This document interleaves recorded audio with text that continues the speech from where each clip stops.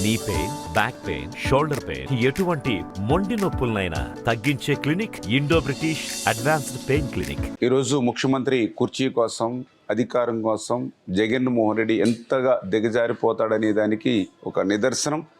ఏదైతే ఇంటింటికి తీసుకెళ్లి ఇవ్వాల్సినటువంటి పింఛన్లను నిలిపేసి సచివాలయాల దగ్గరే వచ్చి తీసుకోండి అని ఏదైతే ప్రభుత్వ ఉత్తర్వులు. ఈవేళ మొండు టెండలు 42 డిగ్రీల సెంటీగ్రేడ్ ఉష్ణోగ్రతల్లో ఉన్నటువంటి పరిస్థితి.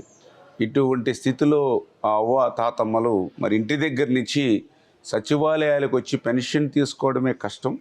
రెండవది, ఈరోజు సచివాలయం కూడా 2-3 గ్రామాలకు కూడా కలిపి ఒక సచివాలయం ఉన్నటువంటి స్థితిలో ఆ బయట గ్రామాల నుంచి మళ్ళీ ఈ గ్రామానికి వచ్చి తీసుకోవడం అంటే అది కూడా ఎంత కష్టం, సాధ్యం కానిటువంటి విషయం.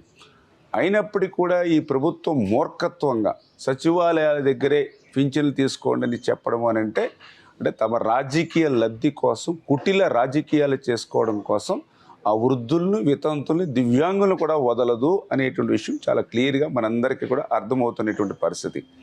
ఏదైతే ఎలక్షన్ కమిషన్ ఎన్నికల వేళ వాలంటీర్స్ వ్యవస్థని దూరంగా పెట్టండి, ప్రత్యామ్నాయ ఏర్పాట్లు చేసుకోండి అని ఏదైతే ఎలక్షన్ కమిషన్ ఇచ్చిన ఉత్తర్వులను అమలు చేసేటప్పుడు చాలా క్లియర్గా ప్రభుత్వం దగ్గర కూడా ప్రత్యామ్నాయ ఏర్పాట్లు ఉన్నాయి.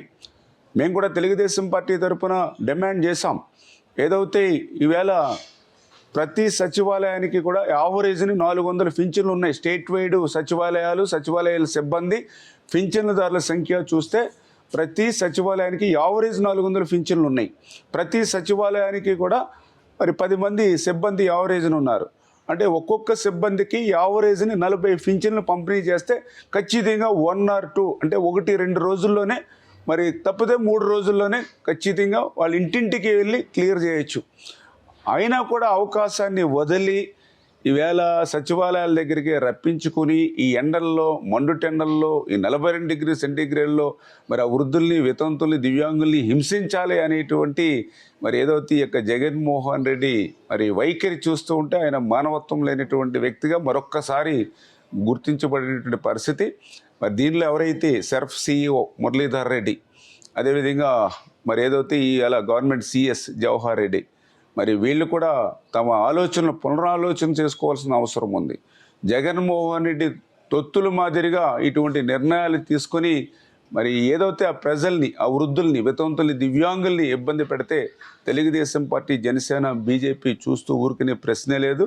ఖచ్చితంగా ఆ వృద్ధులు, వితంతులు, దివ్యాంగులకి అండగా వాళ్ళ ఇంటింటికే పింఛన్ అందించేంత వరకు కూడా మేము వాళ్ళకి అండగా ఉంటాం, పోరాడతాం ఈ ప్రభుత్వం మీద అని చెప్పి తెలియజేస్తాం.